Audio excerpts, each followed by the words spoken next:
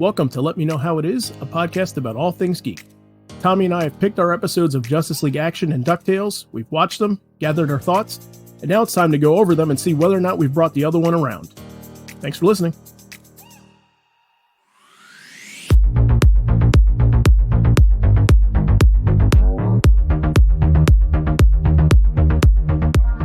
All right, let's get into it. I'm Zack Slater. I'm Frank Melman. I'm Tommy Smithereens.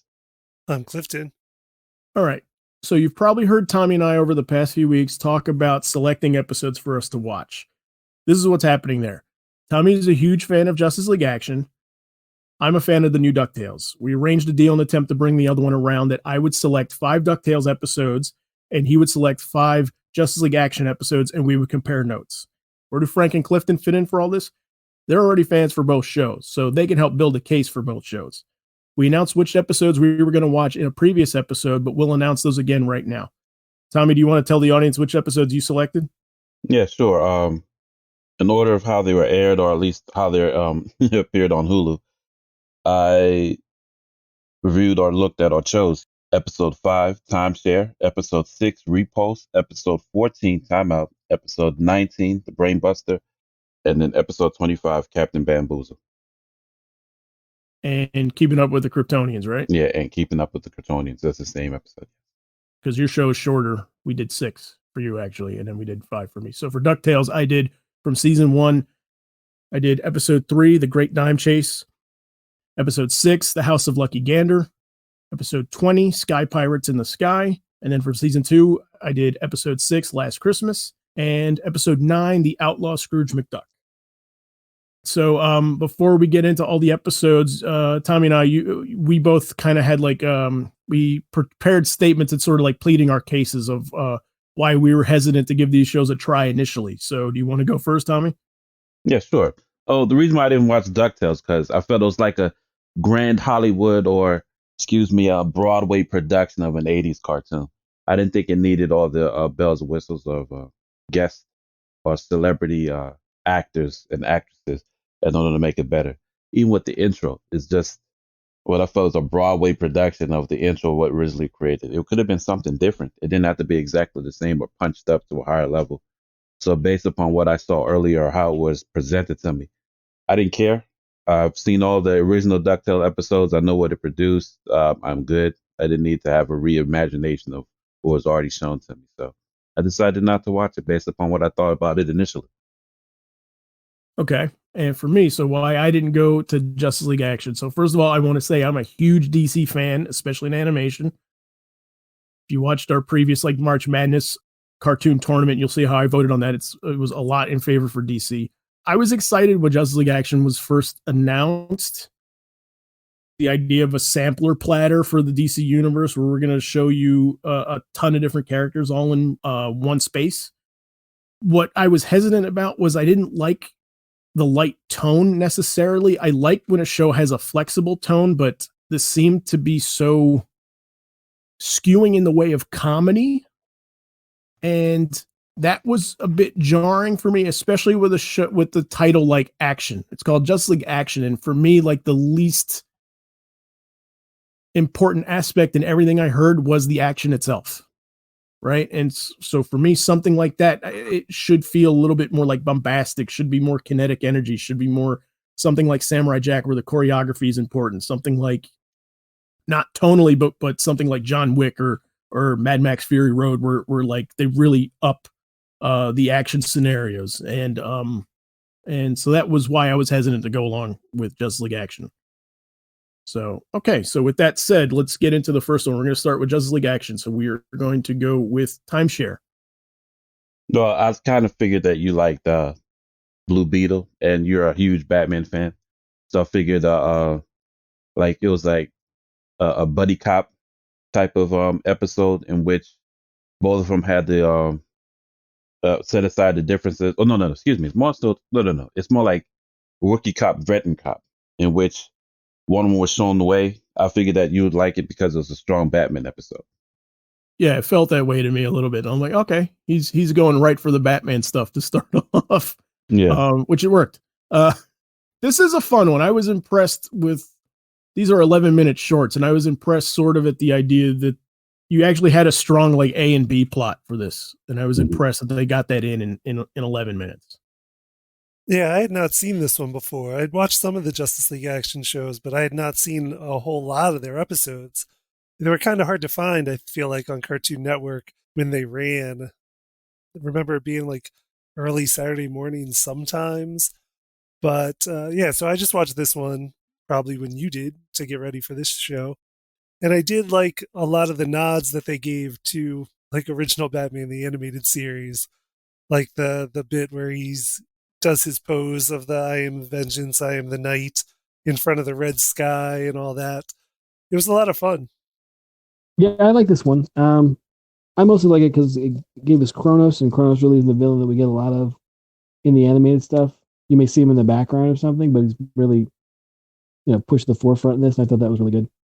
Yeah, I mean, I like this one too, and I thought this one started out really really cool. Like I liked sort of like just from a filmmaking standpoint. Like I thought this one like made me wrong about all my thoughts about the action. I thought that they did use some cool angles and they did try and like get some excitement out of you in the first early goings of this episode.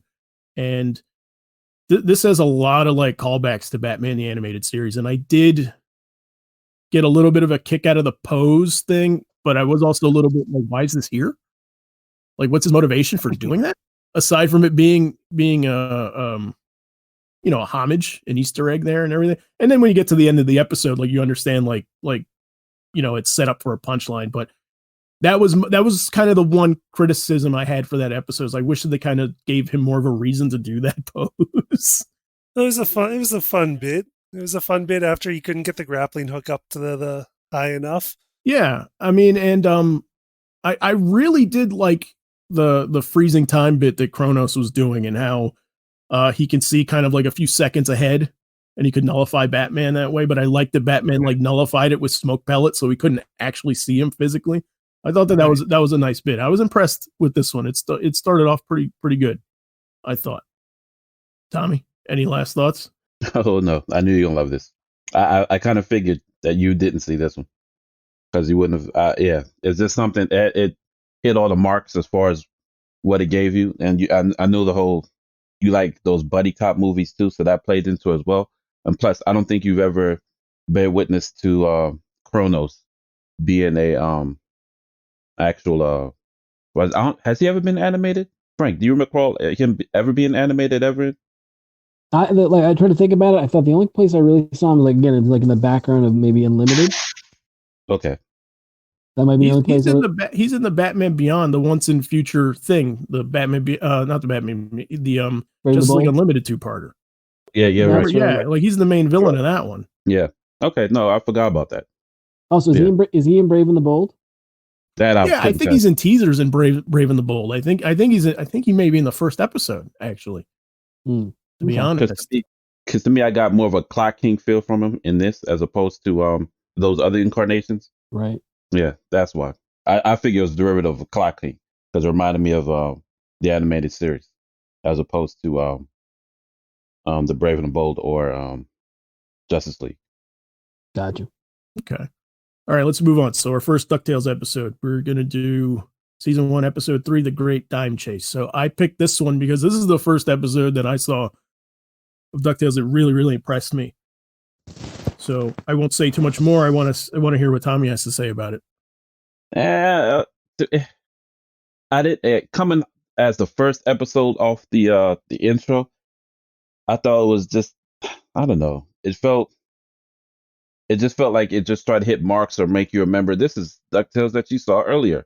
Like it was the introduction of Gyro and his little helper friend, if I'm not mistaken.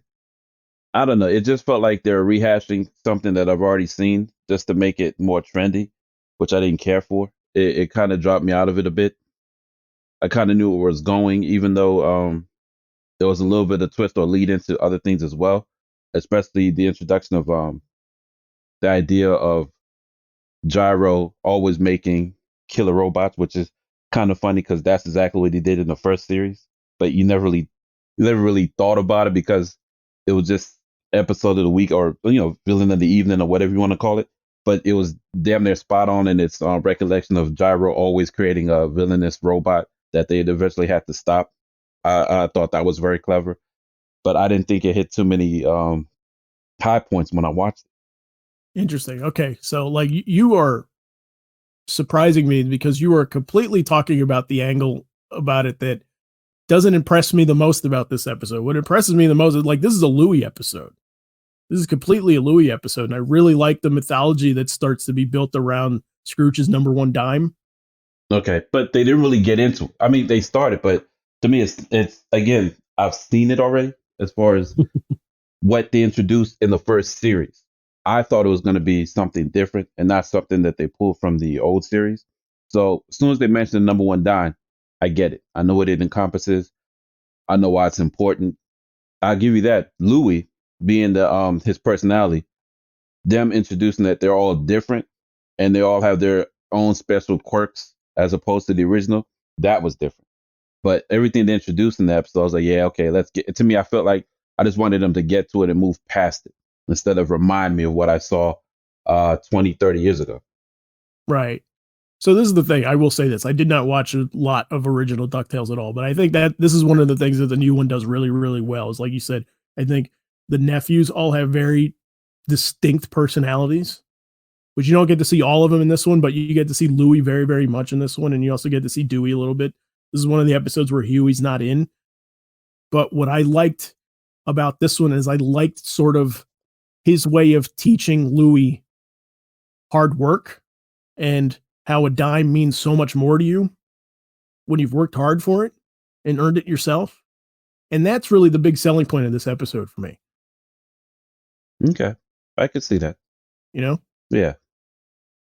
I like this one. I mean, I'm always, I watching the original and looking at some of the comics, I've always liked Gyro. I like the character quite a bit. So it was cool to see him in this one. And then the idea of like, but I also sort of lean towards what Tommy is saying, the idea that, once there's mention of a dime in a Scrooge story, you know what's going on. So it's kind of like, all right, well, I know what this is all about. Okay. Well, let me add into one thing too. Totally forgot.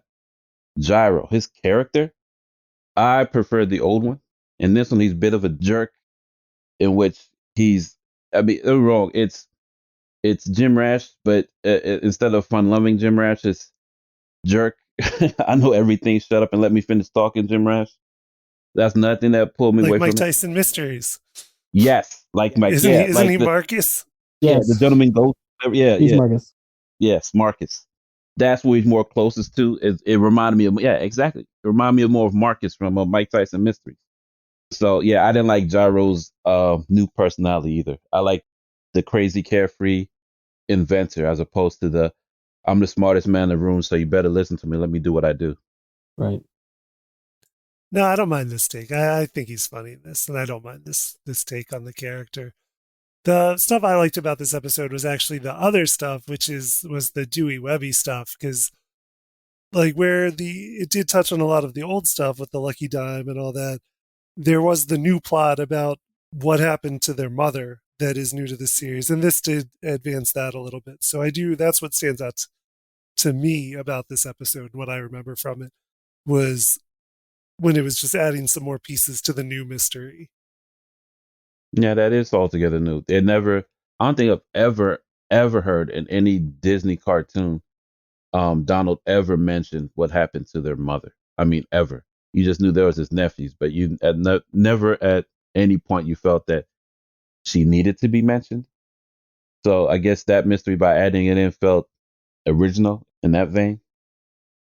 Yeah, it's definitely something we hadn't seen, especially in any of the other cartoons before. Yeah.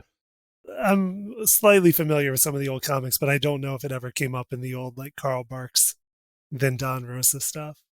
Yeah, no. I don't know if it does either. No, not that I recall, at least not in that vein. At least even the character itself. Like we hear of Daisy, but we don't hear any other female counterpart or even mention to Donald other than Scrooge McDuck or family member for that matter.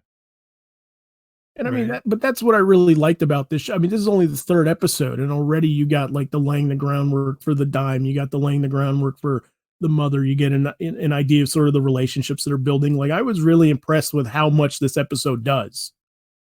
as far as setup for what the rest of the show goes. Does that make sense? Mm-hmm. No, I get it. But also, I get it from the point that you've never seen the original. Correct? Like, not Yeah, at least. not much of it. Yeah. Not much of it. I was a Fox Kids guy. I wasn't a Disney Afternoon guy. Yeah. No, I mean, I want to say it preceded it a little bit prior to Fox. I'm not sure if it happened at the same token or at least the height of Fox cartoons. This happened a little bit before then, I want to say, but I'm not quite sure. I'd have to look at that as far as the dating goes. But it just touched points with me on something that I didn't think could get wider from that. Like, at no point did I ever take too many of the Disney lineup that seriously. At least not on the level of what they're presenting now with Disney XD. But again, I just felt that it didn't need a star-studded cast of all the voices because I love the original, and the original didn't have all these celebrity voices. In fact, they had a lot of people that were always with Disney doing their voice acting. Oh, that's just how things were done back then. Yeah, yeah, you're right. And we actually have a Scottish person playing Scrooge now, which I think is really cool. Yeah. But anyway, okay, so let's move on. So Justice League Action, Repulse, Season 1, Episode 6.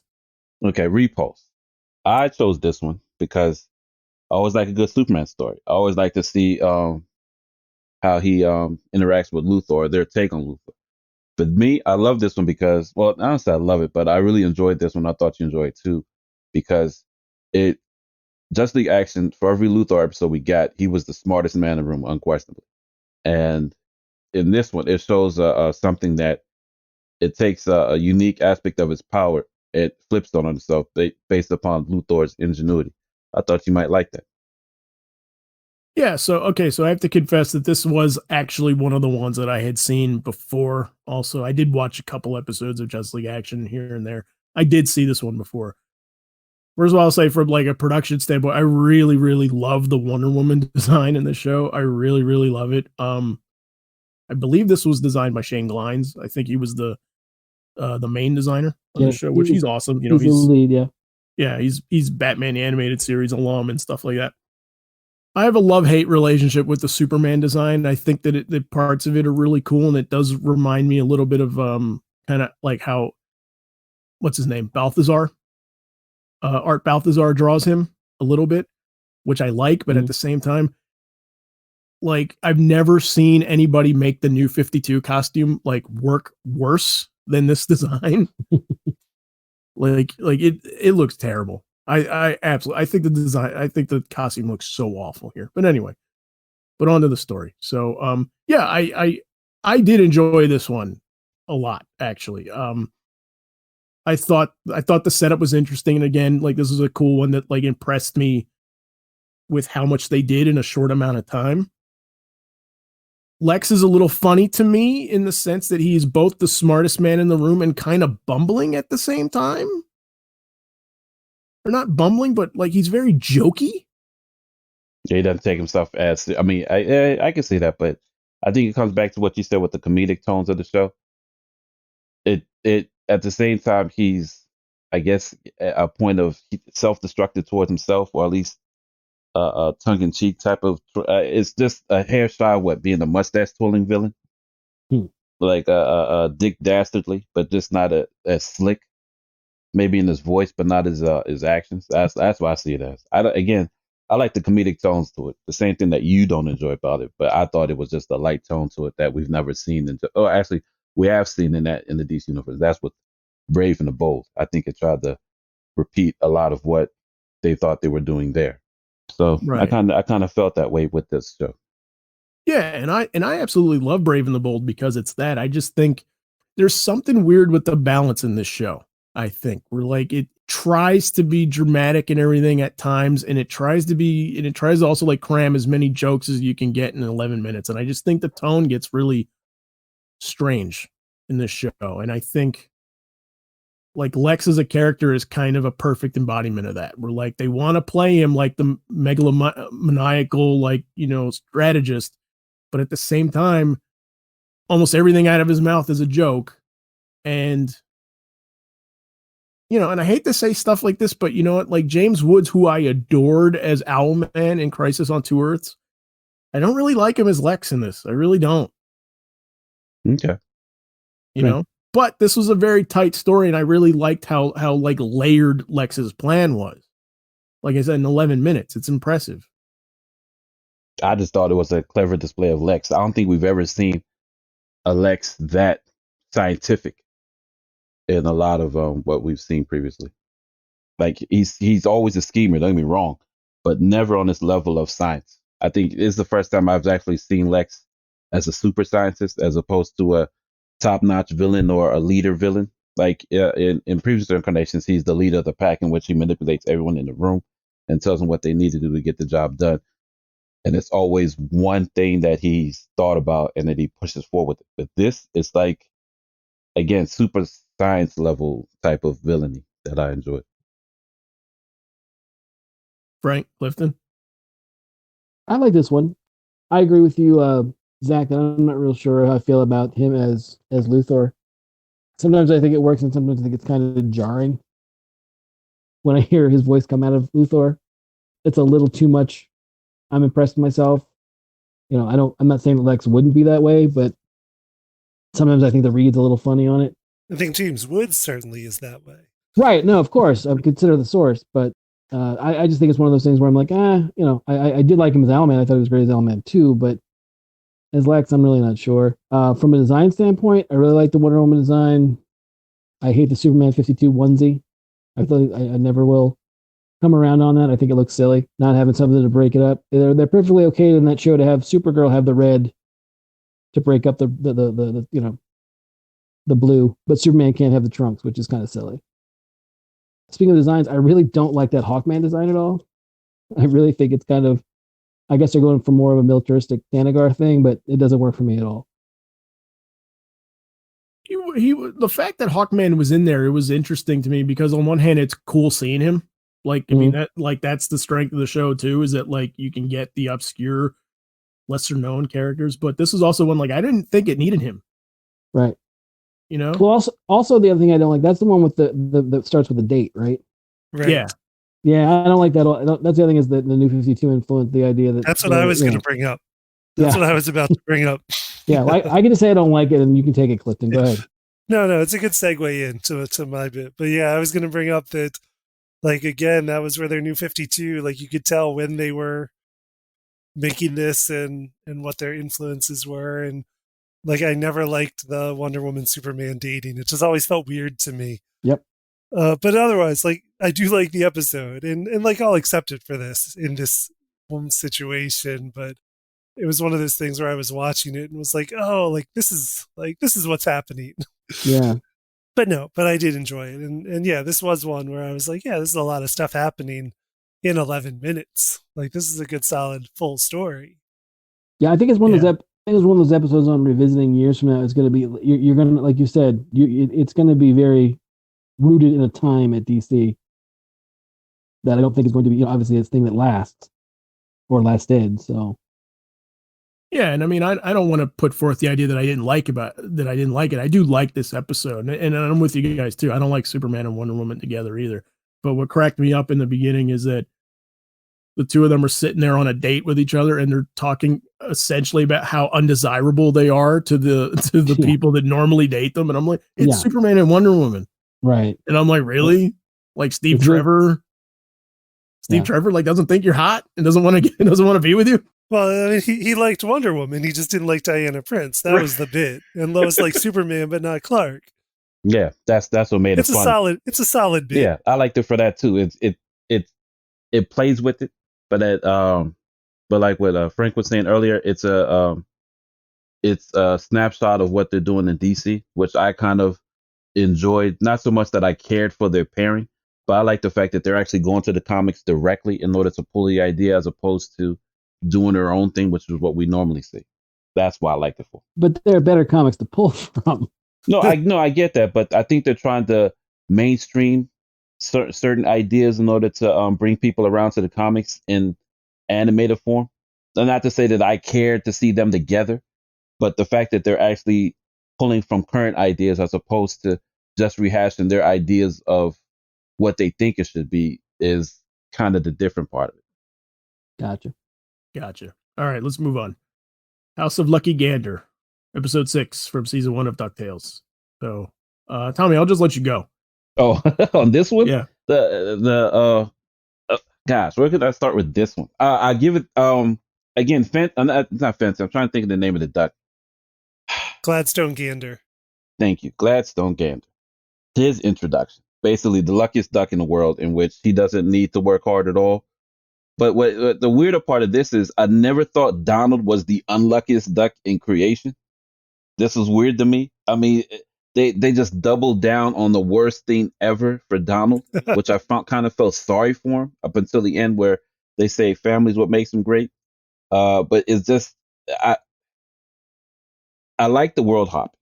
I like the different environments, but I just didn't care for Donald being that terrible. I mean, it's like he walked into a place or casino and everything he touched turned to bad luck. I get certain instances in which he gets bad luck, but not on that level. I mean, it's almost like suicidal level. Why would you breathe or breathe another life in this world if you're that unlucky to the point of it injuring you on that level? I mean, I'm not saying that I don't disagree in the sense that I never also thought that Donald was that unlucky, but even though I didn't watch a lot of the original DuckTales, I did watch a lot of the like Golden Age animation Disney stuff and a lot of the Donald Duck shorts there. And seeing Donald's temper and seeing how stuff doesn't go his way a lot in those cartoons, like I could easily buy this take. I could go very easily to the like, okay, yeah, I get it. Yeah, but I get Donald's anger, but the same Donald I grew up on did like what the Three Caballeros, in which he's fun loving, easygoing, and patient. Oh my gosh, he broke several blood vessels. I think he was more red than white the whole episode. It was crazy Donald. It was Donald's the jerk. But one thing I did like was the cleverness of Scrooge, in which the subtleness that he's the smartest man in the room without pointing out stuff. Like he doesn't have to get approval from his family to know that it's going to go his way, and he just lets it unfold in front of him. Is how it ended. But geez, Donald just offended me. I was like, wow, Donald.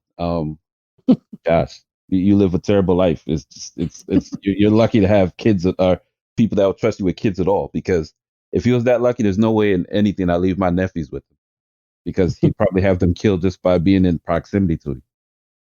What do you guys say? I mean, I don't, I see what Tommy's saying, and I kind of agree with the idea that, I don't see Donald as hapless. I see him as more like he's prone to getting angry pretty easily.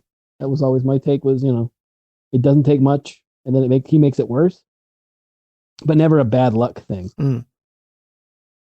No, I didn't mind it. I thought it was just taking like a little bit, like a little thing, and then just taking it to the extreme for the gag.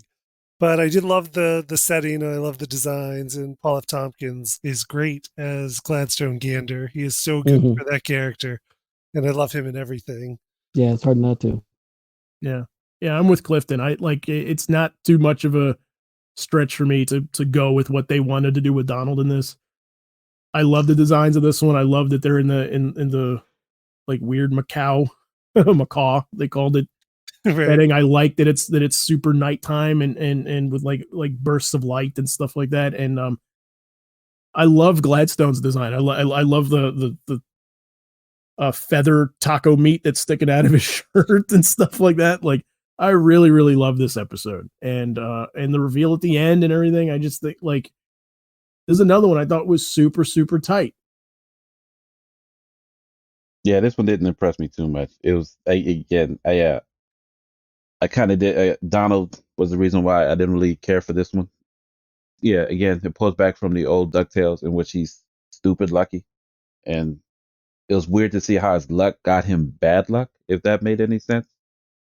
But I didn't understand that little twist to it, because if he's that lucky, why would he be in the situation as such? Even when they explained it, I just didn't understand how his luck would give him that much bad luck to the point that he was in a eternal prison.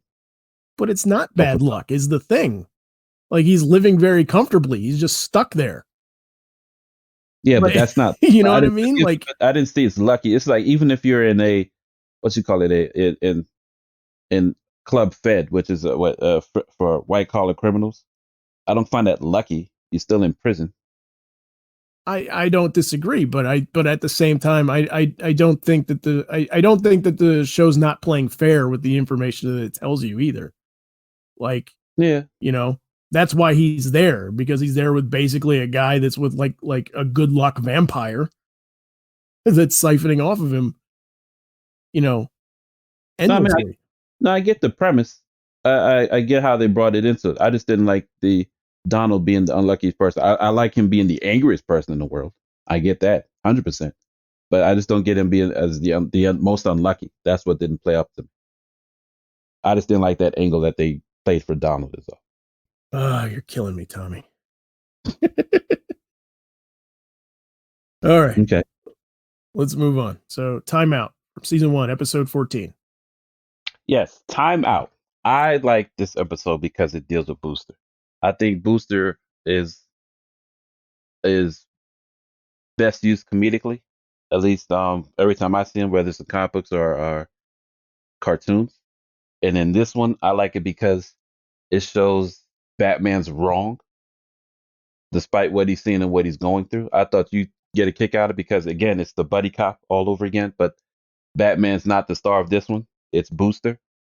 And I just like how it plays out. Yeah, it deals with time again and the weird twist of what they're going through. But I thought you would enjoy that one just because it shows Batman can be infallible in a different sense. Okay. I like bits of this one, and I didn't like bits of this one. Okay. I'm with you. Booster's one of my favorites. I like Booster. I think he works best in a kind of comedic setting, and I like that this one does that, and it makes him comedic, but at the same time it does sort of give him something he's good at. Like it's nice seeing Booster to be the expert in a situation, I think, which is cool. I don't like the voice of Booster. I like the guy who plays him very, very much. Right?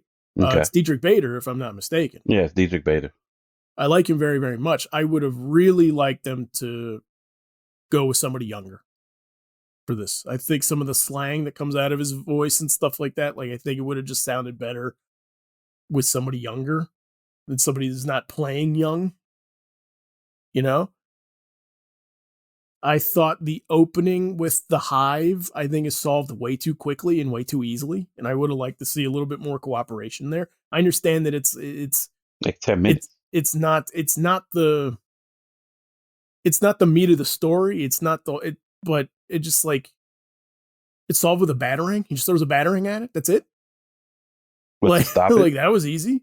Like why does everybody have to be there then? You know? Yeah, but it's just well, sure.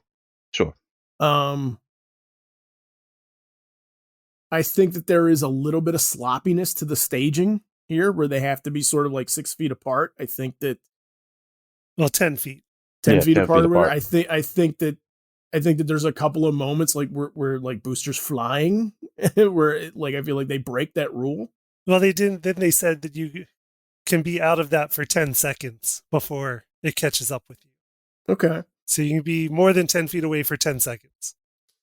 They established the ground. They're trying to do the groundwork for it before tearing it down and him doing his thing. But also, I think it's another way for Booster to have that space to be independent.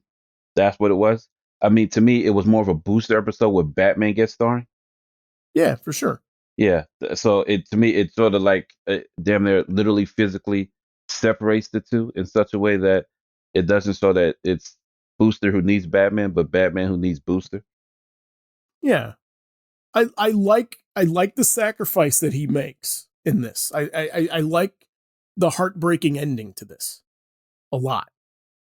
But my main issue with this also is that I feel like there is stakes to what's happening, but what they're fighting is kind of boring. You know, and there's nothing really that exceptional. What's good? Like they're fighting like Minok from Star Wars, essentially. You know what I mean? Yeah, it's pretty generic. Yeah. It was kind of like Time Wraiths from the Flash show. Yeah, it is something like time rates from the Flash show.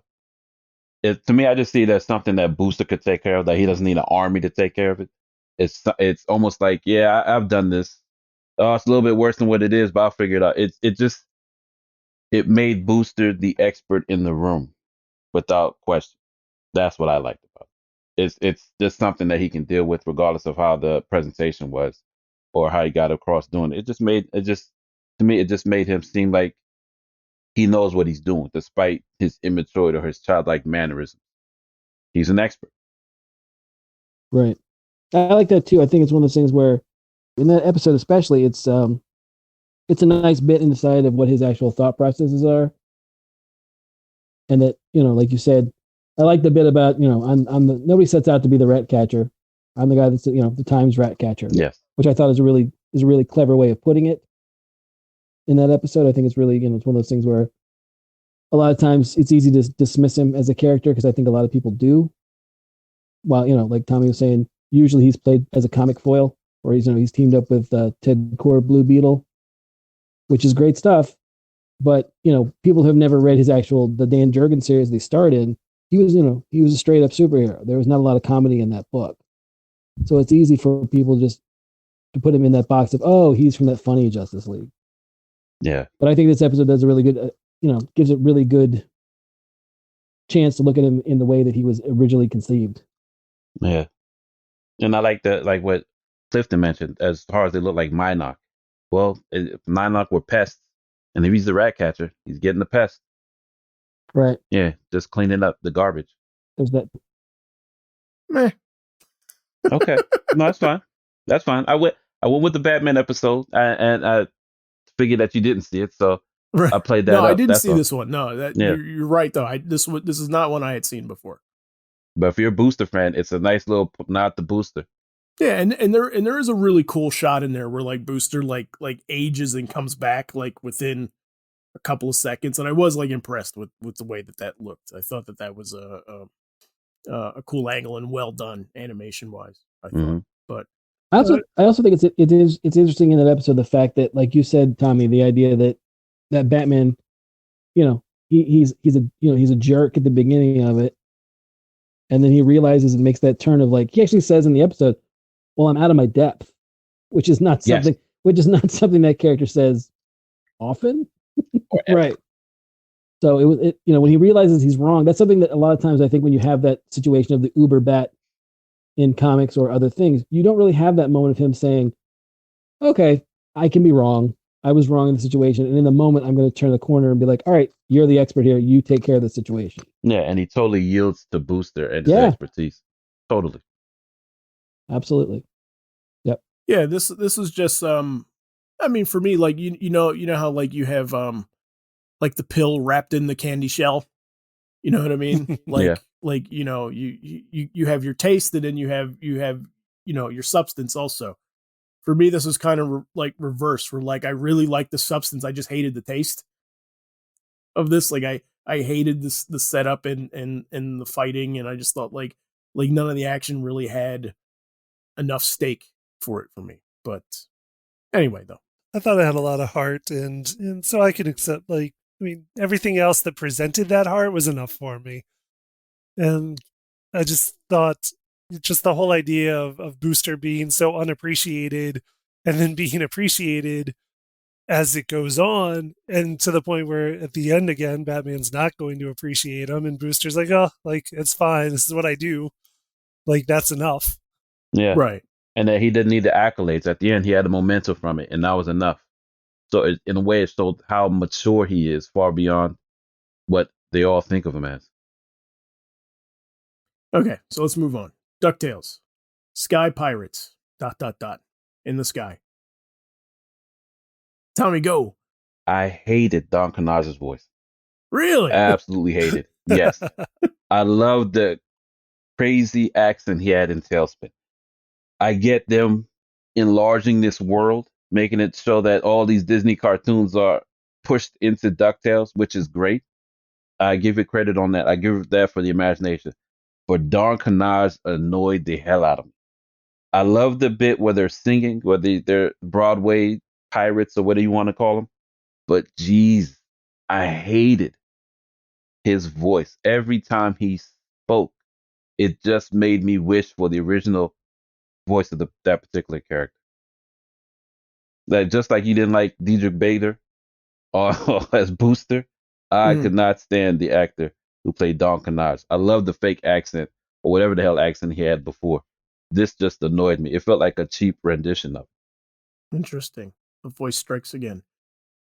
This one I picked this one specifically because it sort of stitches together like a Disney shared universe. Yes. And I know you like Tailspin also, so I thought that maybe that you would appreciate this one. For me, this is the one of everyone that I picked that I didn't have a chance to rewatch because I don't have Disney Plus yet, and this one was not on my DVR as it turned out. So so I did not get a chance to rewatch this one for research. But what I love the action sequence at the end with the lighting of it, especially. Like I love like the black dark background and how everything is sort of like red in a hue of red on top of it. I thought it was a beautiful looking scene, and this was the first episode of DuckTales that like impressed me. Not the first one that impressed me visually. The show was always impressive, but this was the first one where like the style hit me like in the face, and I was really impressed with the stylization of it. Remember the perpetual twilight of the episode, like the redness. It seemed like the sun was always setting. It just never went away for like hours. Yeah, I really dig how you simulate lighting in animation with color. And you just kind of color every character and you color everything like we know Dewey wears blue and we can picture the shade of blue in our head, but they color his shirt a different color, and so to us it reads blue but in shading. Okay. You know what I mean? Like I'm fascinating so much about that in animation. I love that shows are playing with lighting now. What did you think about this, Clifton? I was very excited about the Sky Pirates because I was a huge Tailspin fan, and again, like I'm kind of with Tommy on the voice here. Like this characterization, like just being that I know Don Carnage and was anticipating Don Carnage, and then what we get is just kind of like a goof on Don Carnage. Don Carnage, yes. I was like, okay, I'm like, I can see it, I'll take it, but it's not exactly what I was hoping for or wanted. The other stuff I like. I do like the Dewey stuff a lot in this episode, and the songs are funny.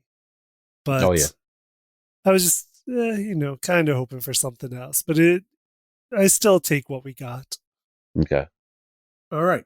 On to the next. Yes, my turn with the Brainbuster, if I'm not mistaken, correct? That's my next choice, episode 19.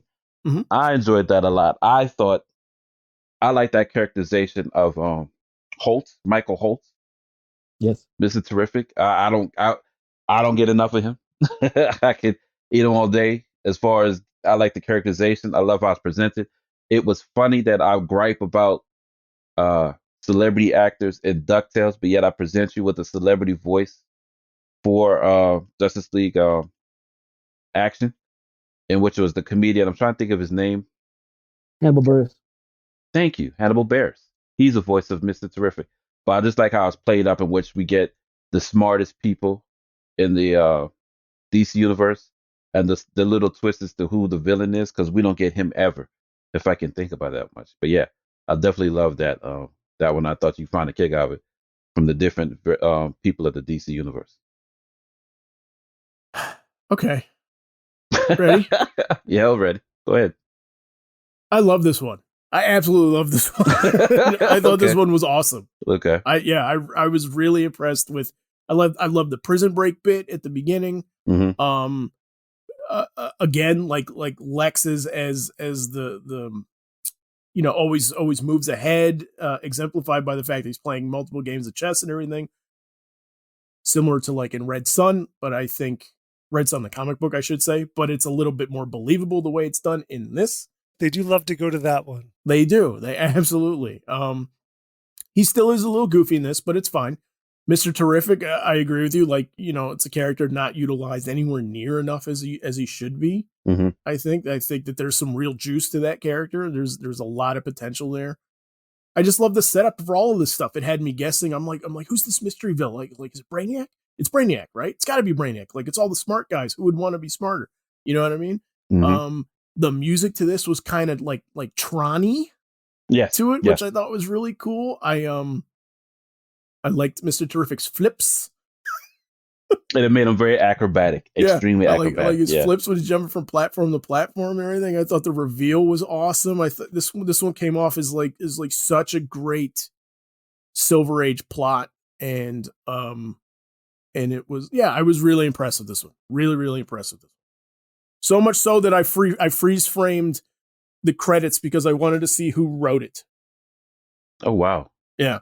Who did write it? So this was a story by Jeffrey Thorne, John Semper Jr., and Rebecca Kaminsky, but Heath Corson did the teleplay. Heath Corson, who wrote Assault on Arkham. Okay.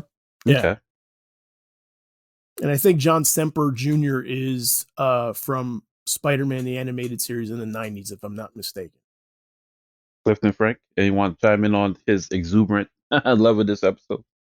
It's one of my favorite in the entire series, I think. Mm-hmm. I agree. I like it that much. I think it's a really well done plot, trying to bring together, heroes and villains that are known for their intelligence. I thought that was really cool. The bit with the flips is nice because it's a nod to the fact that Michael Holt's an Olympic level athlete and actually competed, which I thought was really cool. I'm shocked we're talking about the flips so much. Well, I mean, it's a nice subtle bit. It's someone who knows a character, which is good. That's what I always look for in something like this is, nods and stuff that people would know. My only issue with it was the end plot was the idea of Mr. Mind. I'm giving away the ending of it, spoil it for you. Sorry. No, that's fine. But just the idea that there's a point early on, like the way I thought it was, what I thought it was a more obscure Green Lantern villain. I thought it was like this character called IQ, which is basically a character that's similar to the rest of them. Like he's basically genius level intelligence, that kind of thing. A lot of almost MacGyverish type moves in the moment with fighting heroes. Mr. Mind, I always thought was more about mind control as opposed to being super intelligent. I could be wrong, but that was the impression that I always had about it. Otherwise, I think it's, like I said, it's probably the strongest episode for me. It's probably my favorite of all of them. No, this one had a lot of fun bits. I did like the tests, the worlds, everything, and there was mystery of trying to figure out, like, okay, who is behind this? And since we already revealed it's Mr. Mind, like that was a fun surprise because I'm just happy to see anybody utilize him in a fun or cool way because it's just like he's just a fun, goofy little character, but like I love seeing him. Yeah, I thought this one made like really great use of time too, and it had twists and turns, and everybody is like nobody deviates from like their core truth of who they are. Also in this episode, yeah, I was really impressed with this one. So good pick, Tommy. Good pick. And the last line's really good too. Yes, it is very good. The fact that it loops around at the beginning is something Batman says, almost to the point of like Batman being arrogant, comes around to bite him in the ass at the end of it. Oh yeah. I am noticing though that you think I like Batman so much that you picked almost all Batman episodes. Oh no, to me this was a Mr. Terrific episode. No, I know. Yeah. But you do like Batman that much. I do like Batman that much. Okay. But I like other things also. Okay. Sometimes. This was just a favorite of mine, that's all. No, it's a favorite of mine too. It was a really good one. Really, really good. I'm happy you sent me this one because I'm happy I saw it. I feel more fulfilled having seen it. Okay. So we're in season 2 now of DuckTales. This is episode 6. This is Last Christmas. Okay, this one I liked. It was clever. I like how it played out. I like how you get he's the embodiment of Scrooge, but not really until you get the reveal that he actually loves Christmas. That one, and then the twist at the ending of him dooming his the person that was villainous or the villainous character in this particular episode. This one was nice, and I even like the variation on the theme to be more Christmassy. Who was singing that theme song? Oh, in the beginning, yeah. So you're talking about like the Tony Bennett sounding version. Exactly. Yeah. Well, no, but Yeah, it was a no, nice touch. that was one of the things that like I had forgotten all about that until I rewatched it. I'm like, oh yeah, like they did like re-record the song for this. Yeah, They that put was a like the definitely snow, nice and they touch. put like the snow overlay Yes. on top of it. Yeah, which so like right from the beginning, it kind of feels like old Christmas specially. Right. It's like a primetime Christmas special. Yes, yes. I enjoyed that. This one I enjoyed a lot. It wasn't as grandiose as the other one. It was very simple. You get to stay in the head of Scrooge, in which we don't ever get, as far as what makes him happy, what he finds enjoyable. Set aside from his family and things of that nature. And then we get a glimpse of Donald as kids with his sister Della. It was just a nice nod um to Scrooge, and basically a little bit a peek into his past that we don't really get to see. So no, this one I enjoyed a lot. I had no real gripes about this one. I'm happy I got one in at Yeah, least. yeah, you But got you like got one this in. one also for me does in addition to like I love Christmas episodes. You know, if you listen to our first episode, Hmm. I picked two Christmas issues for my favorite single issue. Um, but this one also does something that I really, really love in animation. And I love that when animation gives us a familiar setting that's changed. Right. So like I Yeah, love seeing the mansion decorated for Christmas. I love seeing the outside of the mansion because this whole episode essentially kind of takes place like there's McDuck Manor and we're kind of like in the wooded area like right next to it. You yeah. They know? never leave the area. It's almost Yeah. like it was a box episode or whatever, in which they never leave the same setting ever. Yeah, pretty Yeah, much. yeah, Pretty much. We just see different times, yes, which is interesting. I like all the Christmas tropes in here. You know, Dewey getting to hang out with his mom, and I also like the. I don't want to talk too much because I want to leave some stuff for like Frank and Clifton to talk about. But I like also that the time travel stuff is fun. That like it does.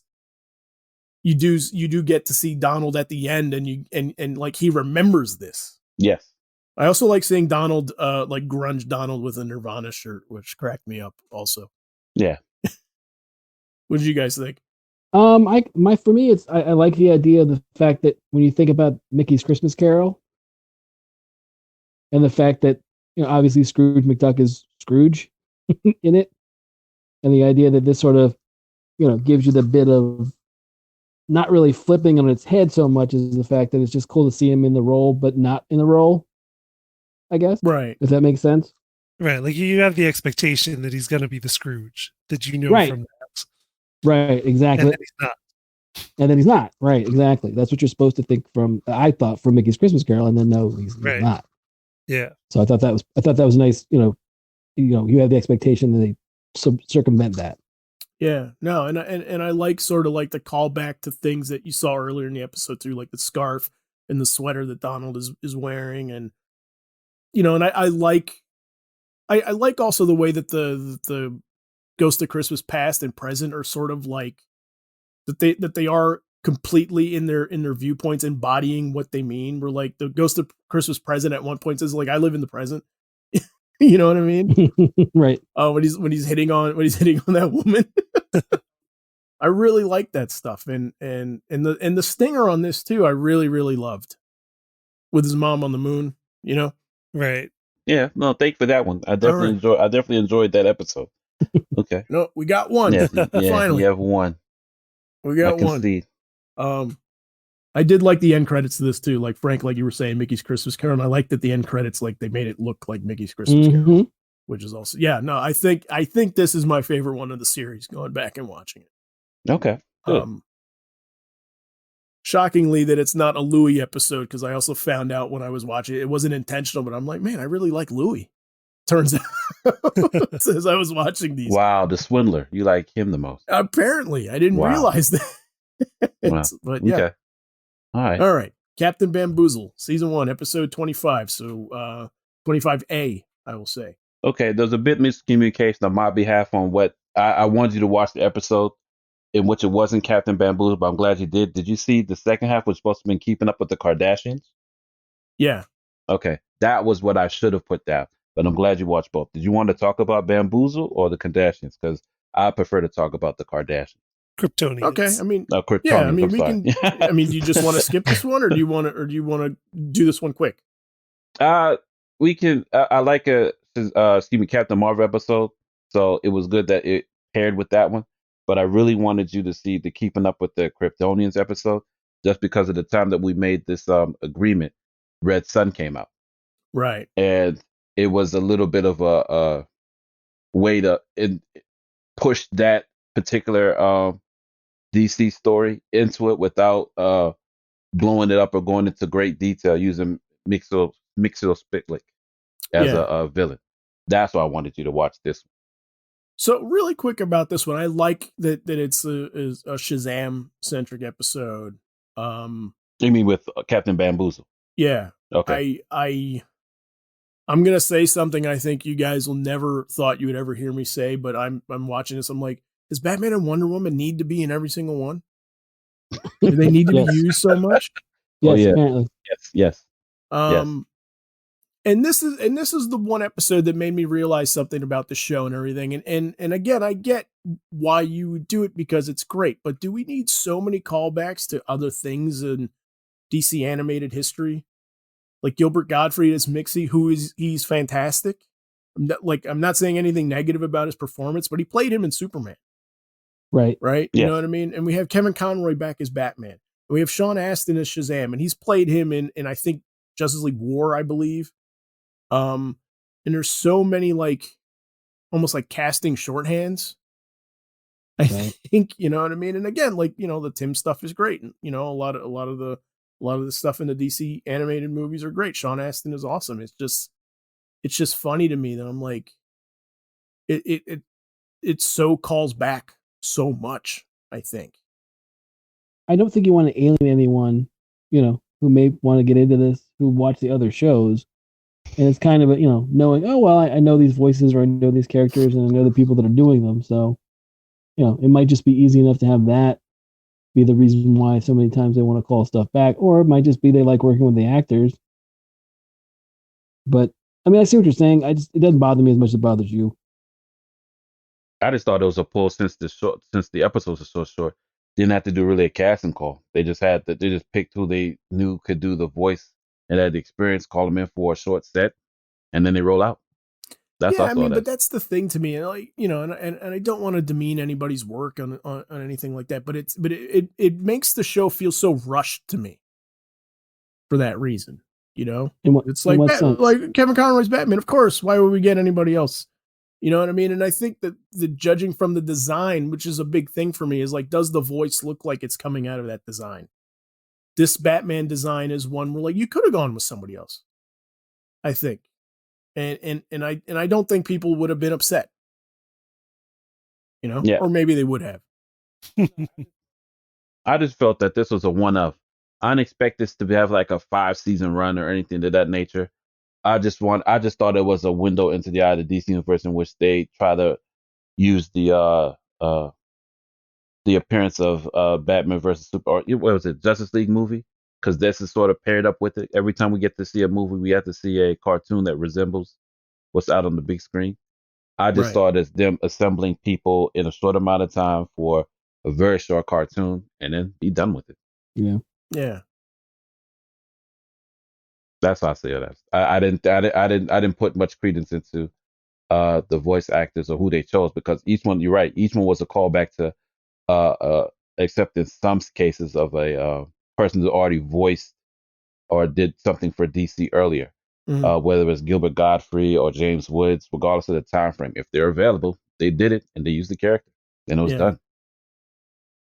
But I will say I think Sean Astin is very good at playing a childlike character, and I thought what was interesting is that I could be wrong about this. I'm just thinking about it off the top of my head. I think he may be the first guy in animation to actually voice Shazam and Billy Batson. Probably. And I do think he did a very good job with that. Right. Mm-hmm. Yeah.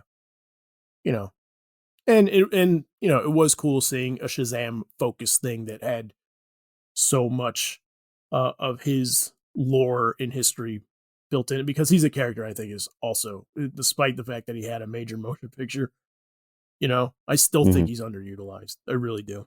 Sure. Okay. So okay, so do you want to go to the DuckTales, or do you want to do the Keeping Up with the Kryptonians, which is the one that you really wanted us to watch? Kryptonians. Okay. What do you think of their use of Superman Red Sun and I'm not sure about actually more of a trendier take on Supergirl.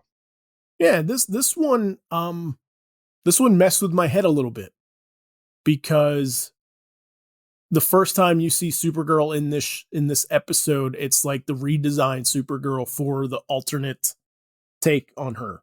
Yeah. And I was like, that's an interesting design. Mm-hmm. You know what I mean? And and of course the title Keeping Up with the Kryptonians, like I knew what it was referencing in it, but then I'm hearing like Supergirl's performance and I'm like, okay, that's an interesting thing. Like they're making her kind of, Valley Girlish a little bit, little Kim Kardashian, you know what I mean? Mm-hmm. And then I love the Red Sun, the Kaznia, Superman, the Kaznia Sun Superman design. I thought that one was really, really cool. This one played with me, and I was impressed that sort of you get sort of the gimmick that the show is doing kind of halfway through it. Mm-hmm. I just thought it was very clever. The Twilight Zone bit is awesome. I love the Twilight Zone opener. Yeah, I know. Yeah, I know how much you love the Twilight Zone. That's why I threw that in there. Yeah. This was another one, like, I was impressed. Like, I underestimate how much story they could pack in one episode. Mm-hmm. Sometimes, and I was really impressed with how dense this one felt. Yeah. Yeah, I mean, I like this one. I'm a little puzzled about, like, what's the lesson here? I feel like they appreciated Smallville already. Yeah. You know what I mean? Like that's my one thing about it. But I do sort of like that in those moments, like all good Elseworlds do, like Red Sun, it's like, their true nature kind of shines through. Okay. Anyway, I think that's really cool. And it's another really small thing, like when they're in Smallville and they're kind of like eating like the blueberry pie, like on the porch. Like I love the way Supergirl's sitting on the bench with like her legs crossed. It's just so teenagery. Yeah, the depiction was very nice. Yeah, I like this one too. I like the nod to Red Sun. I think that, for shorthand, especially for the amount of time that they're given, to manage to make it be like, yep, this is what it is. This is the concept. We don't really need to go in depth to, the hows and whys. It's basically out there, and the fact that they tie it to a Twilight Zone type idea, and the fact that it's, it just rolls and you're supposed to roll with it. And then you're like, well, obviously things aren't right because this isn't Superman and Supergirl that we know. Mm-hmm. Again, it's always fun to have Booster. So I was glad to see Booster again. So that was good. Overall, I liked the episode quite a bit. Clifton? I actually haven't seen this one. Oh, okay. Okay. I thought I had, and then it turned out to be a different one. No worries. The one I thought I saw. Okay. Did you think you saw the one with like Zod? Yes. Yeah, that's what I thought this one was. That's what I thought it was going to be by title, and was like, I saw that one. Okay, Yeah. I can talk about that one. Yeah. But it was not that one. No, it was not. Okay. That's funny. Yeah, we had the same thought process for it. Okay, so we're going to wrap up with our last one. Mm-hmm. The Outlaw Scrooge McDuck, Season 2, Episode 9. Yeah, I rolled my eyes at this one. Okay. At no point did I feel surprised. The introduction of Gyro Duck into it, being that he used it with wood, is like, it made me groan so much, so often. I get that it's a Western, but it didn't have to be a flashback take on what they're doing now. Mm-hmm. I didn't get it. It felt very lazy. Not in fact, of the choices that you picked, I probably hated this the most. Okay. Just because it was like, this could have been done in the 80s. It just could have been funner. The villain, didn't care for it, how it resolved itself, really. This is the introduction of Goldie. Oh no, actually it wasn't their introduction of Goldie, but it's just, it felt slow. It didn't feel clever. Mm-hmm. Nothing about this felt good to me. Even the introduction of the time tub, which is also pulled from the 80s cartoon. It's like, really, you're just gonna throw that out there, and then you're gonna get. That's one of the things I loved about this, though, that time tub thing is just like in the background, yeah, for a little while. For a little, yeah. they go to jail and it's like, oh, look, like this guy's like trapped in the Wild West. But it doesn't. But I don't get why he was there. I mean, usually because you didn't continue with the series. After seeing this is my introduction to it. I was like, why? Like, I get. If it was a payoff later on, great. But at the time that I saw it, I was like, so what did he go back there for? Like, he ends up helping Scrooge, but at no point does it explain, like, why the hell are you in the West? Right. Okay. So that was one of the reasons why I picked it for you, is because I thought that you would have picked up on like, okay, like this this is a setup for something.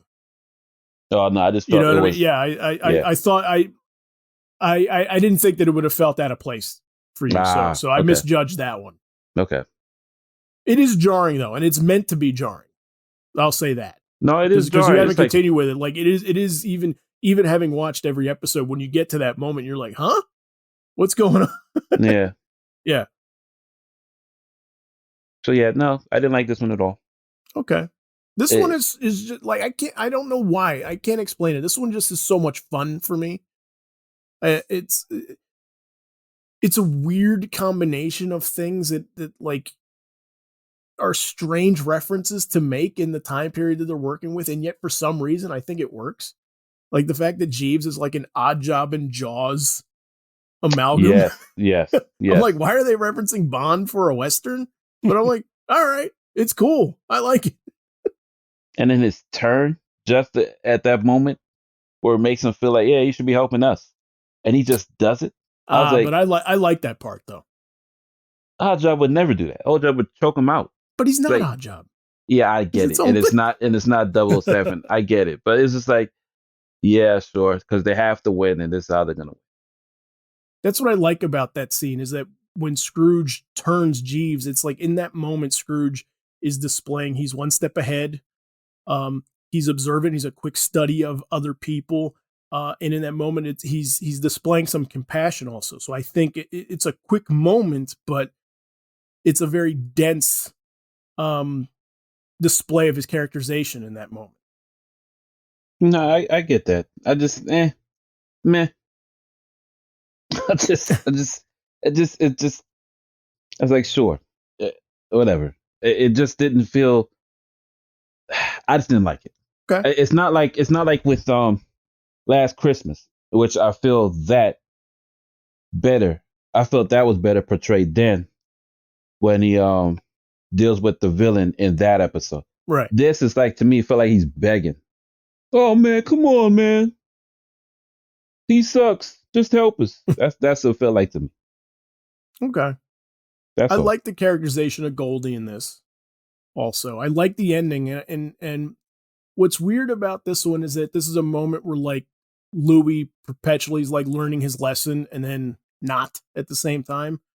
But I kind of like the wishy-washiness of his character, where like it's taking a while for him to understand Scrooge's way, right? What I like about this is that all three of the kids are in some way a distillation of a piece of Scrooge's personality. You know what I mean? And I like the ending of this one because I like that it just shows it like that as much as Louis learned, he still has a lot to learn. Okay. Am I alone on that one? Or you guys, Frank, Clifton, what do you think? I have not seen this one. So I really can't comment. I mean, the problem with this is I was into it the first season. I watched most of the first season, and then for whatever reason, it got moved around in the schedule, and my DVR didn't catch it. And then as of like last, I guess, Saturday, so season 3, I have episodes for that, and I'm like, well, I haven't seen the other episodes, so what good is it? Why are you recording this now? Yeah. It's one of the ones I missed and just haven't got to yet. No, I'll echo what you're saying too. Yeah, for some reason my DVR I had to be very active for season 2 to find it and record it, because even though I had it set up on my DVR to record it as a series, and I would check the setting and it'd be like, yeah, we got DuckTales as a series for you to record, and it would never pop up. But but I liked the show's first season enough to kind of like to put in that kind of work. And I actually thought season 2 was a lot better than season 1, actually. Oh, I plan to check it out now. It's on Disney Plus. I plan to check it out. It just was one of those things where I was kind of, there's too much. We've talked about it plenty of times. There's so much to watch and so much to take in. I don't feel like, it's the simplest program. My DVR, it should work to get the episodes. Clifton, any last words or anything? I mean, I enjoyed the Wild West. I enjoy always seeing the different places in the world traveling, or even the time traveling that they do in the DuckTales shows. And I didn't necessarily need any explanation for Gyro being there. I just thought it was funny. I just thought there were some funny gags with it. But that's about all I remember. Okay. All right. So I guess with that, like, we should just start wrapping up, but really quick. Like, I thought this was a fun show. I thought this was cool. It was a nice introduction to something that we may not be into. That we go, actually, really quick, we should say this first. Tommy, did we bring you around? Unbeknownst to you, I had 2 other brothers and a friend that was telling me about the show. Okay. So it just gave me an excuse to finally peel the layer off and just see it. And after last Christmas, I watched a little bit more. And there was one particular episode that I saw after we watching the rest of season 1 that really appealed to me and made me think that, maybe I should turn the corner and see what else they have developing for this. And I forget the name of the episode, but it was the one where Beakley and Scrooge flashback to being secret agents. Mm-hmm. Yeah, it's for whatever reason. Yes, but what made it great for me was the obscure reference to gummy bears. It was funny how they presented it, and even went as to the detail of the gummy berry juice recipe in the episode, which I thought was great as hell.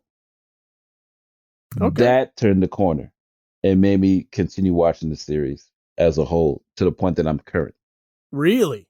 Yep. Yes. Wow. Yeah. Up to the end of season 2, Yeah. not season 3 yet, which just premiered as of recording. Wow. Oh no, I'm current. So you're ahead of all of us now. Yeah. Yes. Good. I've seen them all. Wow. Yeah. Yeah. No, I I was expecting a no. The way that this was going, I really did. Oh no, I get why you like those episodes, but you're looking at it for me, you're looking at it the lens in which you have no Point of reference. knowledge, point of reference to what they interject.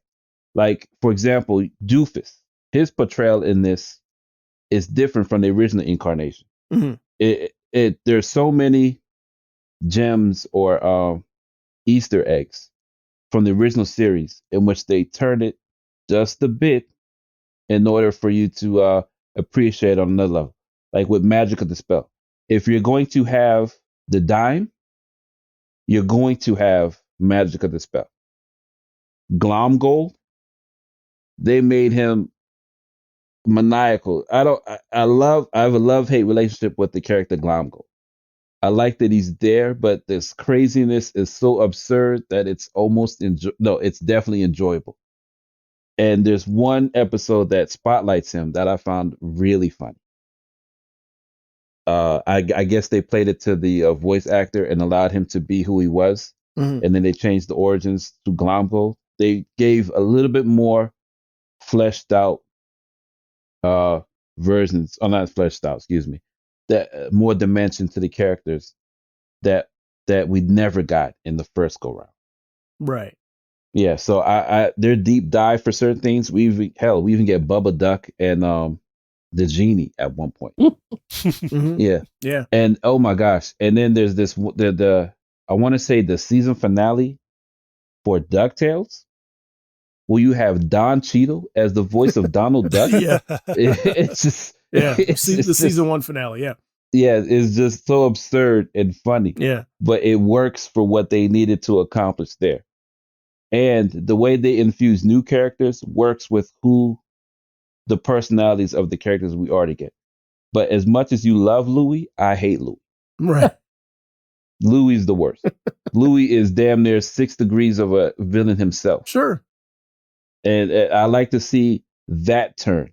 and I wouldn't be surprised if we get it. No, I wouldn't be either. That's the thing. I like that's what I like about it is that those three are still in play somehow. Yeah. You know? No. Yeah, no, I'm surprised. Okay. Cool. Yeah. And for the record, the episode that turned Tommy around is titled From the Confidential Case Files of Agent 22. It was season 1, episode 17. Yeah, I thought that'd be the James Bond pull. When they effing threw gummy bears and made them bounce, that had me laughing. Also, lots of references to The Prisoner in that episode. Yes. Which I was like, what? Some strange what are we pulls. getting? Yes. Yeah. And and you don't know where they're pulling it from until there's a scene or statement within the episode that gives it. In fact, there's a lot more stuff that we'll talk about later. Yeah. But no, yeah, I'm surprised to hear all of this because so you got into it, just not with any of the episodes I picked. No, not at all. Had you started with that episode Clifton just referenced, I'd have been done. Okay. I'd be like, okay. I'd in a seatbelt and just ready to go, man. Interesting. Okay, so we'll get so for me, I was wrong about Justice League Action. I think that I was really nervous about the 11-minute mini movie format for it, and I was shown that you can do a lot in there, and I'm a fan of shows that make a lot of good use out of 11 minutes, like Doug. It all comes back to Doug. But yeah, no. So I mean, it is one of those things. I'm disappointed that I don't think the show really got a fair shake. Not just from me, but I think I feel like almost Cartoon Network didn't give it a fair shake either. Like I wish they were still making it. Is the thing. But that's the thing. I don't think it was meant to. Right. They stopped at ironically 52 episodes. I don't think it was very ironic, but I think they did that on purpose. The reference that they made, especially with what was going on in the DCU, I don't think we'll ever get that again. I don't think we'll get those designs again. I know you guys are happy because we won't get the Superman onesie anymore. Yeah, thank God. I'm sure they'll go with different voice actors. I think it was a fond farewell. And if you look to it, there's a couple of episodes from former writers on the show, like Paul Dini does the Swamp Thing episode with oh, that's cool. Poison Ivy. If you catch that, cool. So yeah, I think it was like a thank you for what you contribute to. From this point forward, we're going to create something new. That's my hopes in the next Justice League episode or incarnation of the characters. Okay. Well, all right then. So, like I was saying before, though, I think this is a fun episode to do, and it's kind of fun to force some of us to watch something that we may not have gone into. So, do we want to do this again? Does anybody have a challenge that they want to throw out to anyone? So, Zach, I pushed Dan Harmon stuff on you in the form of Community plenty of times. I think in this I would like to challenge you to check out some Rick and Morty. I've pushed that on you since it started. I think you would enjoy it. I'm not really sure what your hesitation is. Okay. But I think, how many episodes are we choosing? You want to do the same? You want to do 5 or we can do 5 or 6, either one. Okay. All right. So I watch Rick and Morty. I'll pick 5 or 6 for you. Okay. I'm going to give you then a show that I desperately want to do a spotlight episode for. So I hope that you come around to it. I'm going to give you Cowboy Bebop. All right. Deal. Cool. Done and done. All right. Sounds good. So that's the next one. All right. Done and done. Okay. Awesome. All right. So let's close out that really quick. So I just want to remind all you guys listening out there to check out our website at letmeknowhowitis.com, where you can find all of our past episodes and also some notes that we put up that contain links and examples of some of the things that we talk about for each episode. Also, you can like us on Facebook at facebook.com/letmeknowhowitis and follow us on Twitter at our show initials LMKHII. Thanks for listening, everybody. Be safe out there, okay? And we will see you next time.